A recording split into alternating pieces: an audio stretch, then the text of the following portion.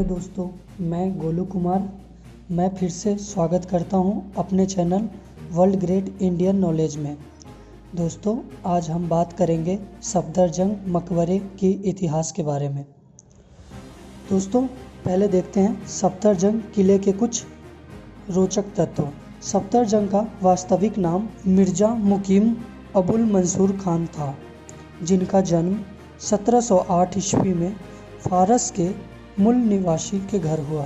वर्ष 1722 ईस्वी में सफदरजंग भारत आए थे, जिनके कुछ सालों के बाद 1748 ईस्वी में मुगल साम्राज्य द्वारा मुगल साम्राज्य का प्रधानमंत्री बना दिया था। वर्ष 1953 ईस्वी में हुए एक युद्ध के बाद सफदरजंग को मुगल साम्राज्य और दिल्ली के निकाल दिया गया था, जिनके कुछ समय पश्चात ही 1754 ईस्वी में उनकी मृत्यु हो गई। वर्ष 1754 ईस्वी में ही सफदरजंग के पुत्र नवाब शुजाउद्दीन दौला ने मुगल सम्राट के अनुमति लेकर दिल्ली में अपने पिता के लिए एक मकबरे का निर्माण शुरू कर दिया था और उसी वर्ष में पूरा बनाकर तैयार भी कर दिया था। सफदरजंग मकबरे का निर्माण मुगल वास्तुकला में किया गया है। मकबरे के संरचना को एक इथियोपियाई वास्तुकार ने बनाया था।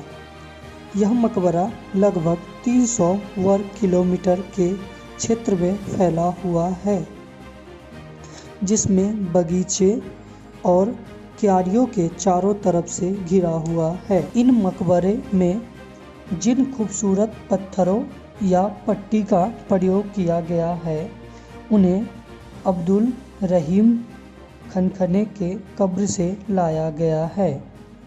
यह मकबरा चारों ओर से बागों से घिरा हुआ है, जिनकी संख्या 4 है, जिसमें काफ़ी मनमोहक फूल और पेड़ों को लगाया गया है।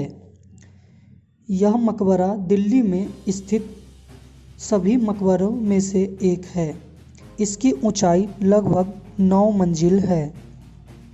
इस मकबरे में काफ़ी रहस्यमयी चीज़ें सम्मिलित हैं, जिसमें सबसे रोचक 5 भाग वाले मुखौटा के पीछे छिपे हुए सीढ़ी वाले एक मंच का रहस्य है।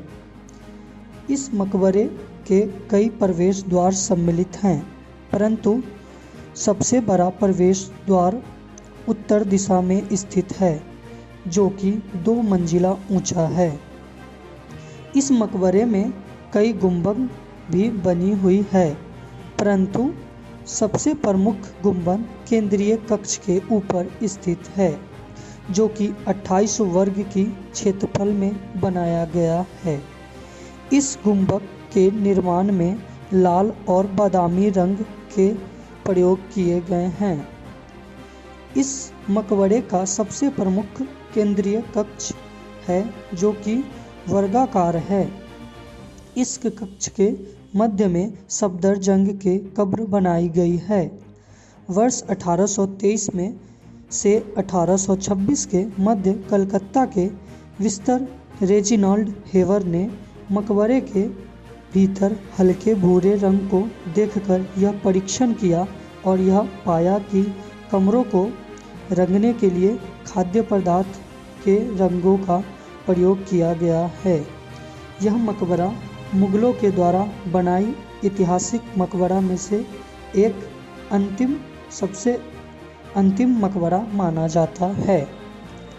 दोस्तों, अब सफदरजंग के मकबरे के इतिहास के बारे में जानते हैं कि सफदरजंग कौन थे। ठीक है दोस्तों, सफदरजंग फारस के मूल निवासी थे और उनका जन्म 1708 ईस्वी में हुआ था।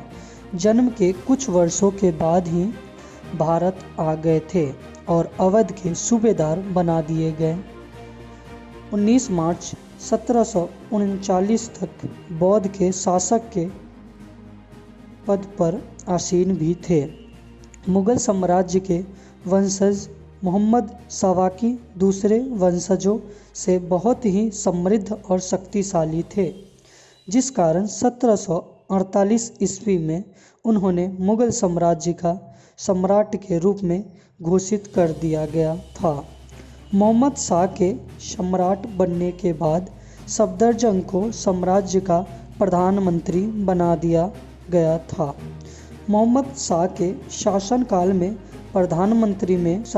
में साम्राज्य में काफ़ी गिरावट आ गई थी, जिसके कारण सफदरजंग ने साम्राज्य की सभी शक्तियों को अपने नियंत्रण में ले लिया था, जिससे कि राजा एक कठपुतली के समान रह गया था, जो सिर्फ अपने ऐशो आराम के बारे में सोचे रहा था। सफदरजंग प्रधानमंत्री थे और इन्होंने अपनी शक्तियों का अधिक से अधिक प्रयोग किया, जिससे सम्राट के परिवार वाले प्रधानमंत्री से दुखी हो गए थे।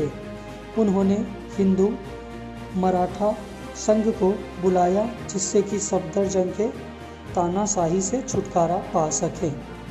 इसके बाद एक युद्ध हुआ और 1753 ईस्वी में सफदरजंग को दिल्ली से बाहर निकाल दिया गया, जिससे कि उनको बहुत दुख पहुंचा और कुछ समय पश्चात ही उनकी मृत्यु हो गई। उनकी मृत्यु के बाद उनके बेटे नवाब शुजात-उद-दौला ने मुगल सम्राट के दिल्ली में अपने पिता के मकबरे बनाने की अनुमति ली, जिसके बाद मुगल शैली में इस मकबरे की निर्माण करवाया था। अगर दोस्तों यह वीडियो आपको पसंद आई हो तो लाइक कीजिए, हमारे चैनल को सब्सक्राइब कीजिए और किस जगह के बारे में जानना है आपको कमेंट कीजिए इस वीडियो के नीचे। दोस्तों तो मिलते हैं नेक्स्ट वीडियो में, तब तक के लिए धन्यवाद।